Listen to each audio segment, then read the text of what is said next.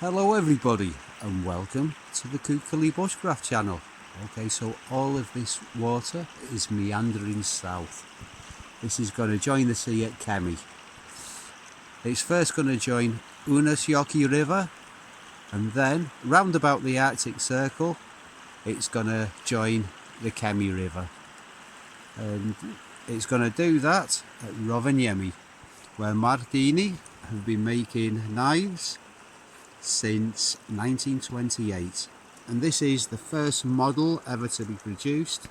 This is the Lynx model. So this is from the 1930s to 1950s. This is the original Lynx, and these are a couple of the more modern versions.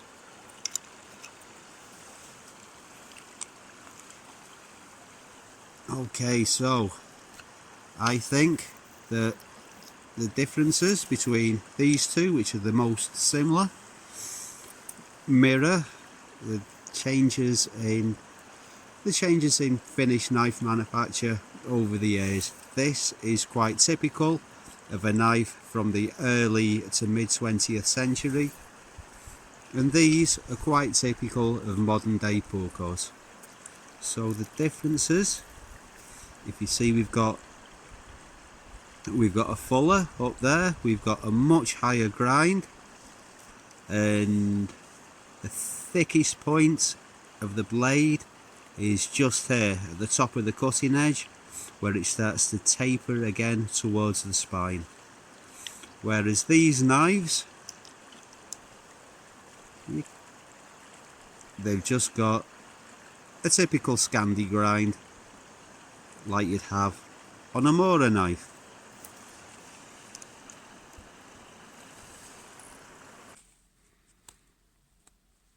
So I'm trying to get a close-up of this engraving as best I can, but that looks to me like a J and MA. So that's Janne Marttiini, possibly some kind of a signature, and Ilves Lynx.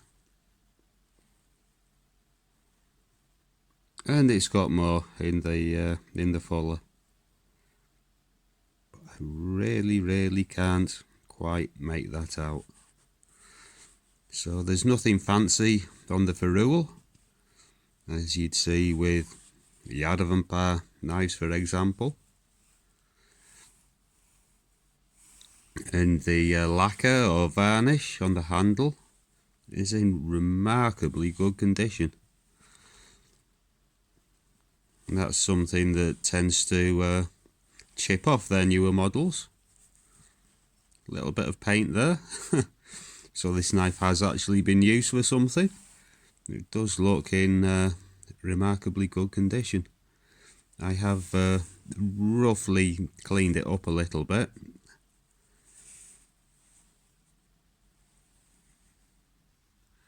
Let's have a close-up of the sheath. Okay, the tassels are supposed to represent the ear tufts on the Lynx. We've got rivets either side, no sheath liner, and it attaches to your belt like that. So you don't have the little Sammy guy with his reindeer sleigh that you do on the more modern versions, and no markings whatsoever to denote the manufacturer other than the Lynx's ear tufts. And even after all of these years,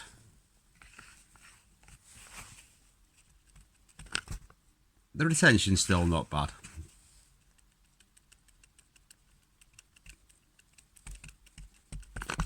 One thing you still get with the modern Marttiini Lynxes is a little bit of an upswept tip.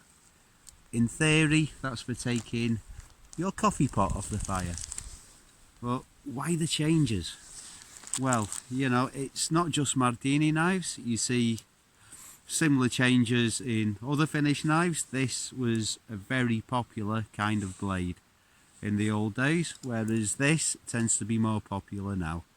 There's a lot of variation, of course there is, but it could be that a lot of the older steels were softer and needed a bit more of a secondary bevel.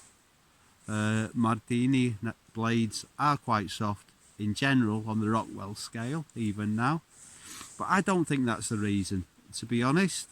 I think it's fashion, and also it's a lot cheaper to manufacture blades with that kind of a grind, I would imagine.